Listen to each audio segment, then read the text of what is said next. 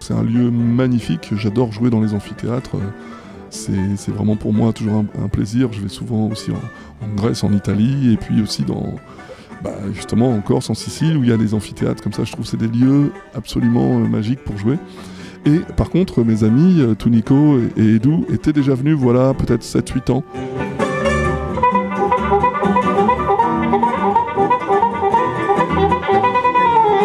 Trio Aquarella, donc, c'est né d'une rencontre au départ avec un ami à moi qui s'appelait João Paulo, qui est pianiste, et qui m'avait parlé d'un magnifique mandoliniste qui est venu habiter à Lisbonne en fait. Il s'agit de Edu Miranda, ici présent.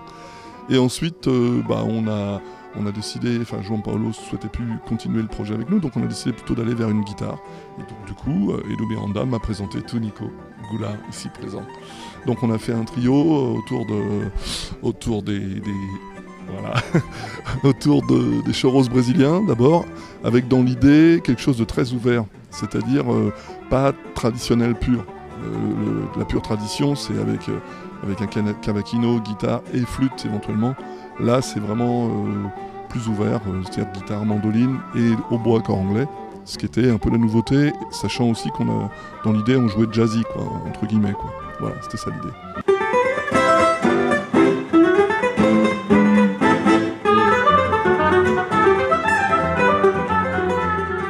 Ce qui est assez intéressant, il y a toujours eu des connexions entre la France et le Brésil avec ça, c'est-à-dire qu'il y a énormément de Brésiliens qui ont écouté des artistes français de l'époque.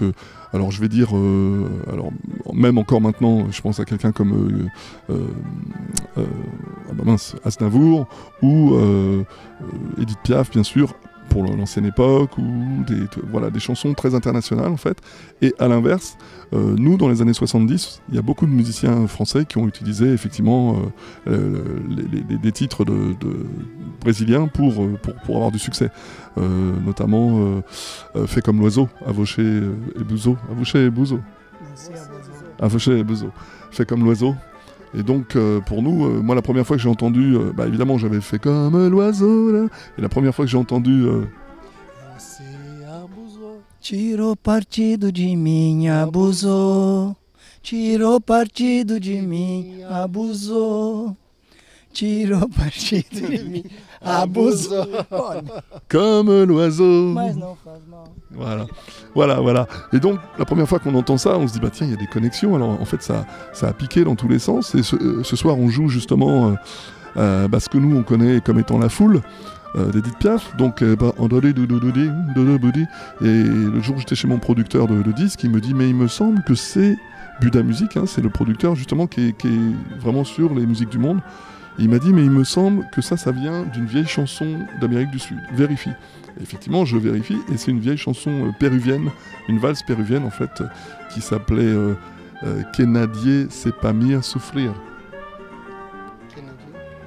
C'est pas mieux souffrir. Nice voice. Et donc, comme ça venait de là, je leur ai montré, et ils m'ont dit, bien sûr, ça on connaît. Et ils connaissaient aussi la version de Piaf, La Foule, bien sûr. Donc il y a vraiment des connexions, en fait, finalement, assez importantes entre la France et le Brésil. On en vient à regretter qu'on n'ait pas réussi à coloniser le Brésil à l'époque. Mais je crois qu'ils n'auraient pas eu la même langue, qui chante comme ça, ouais. Est-ce que c'est bon d'être en France? C'est bon. C'est bon. Chocolate Nestlé.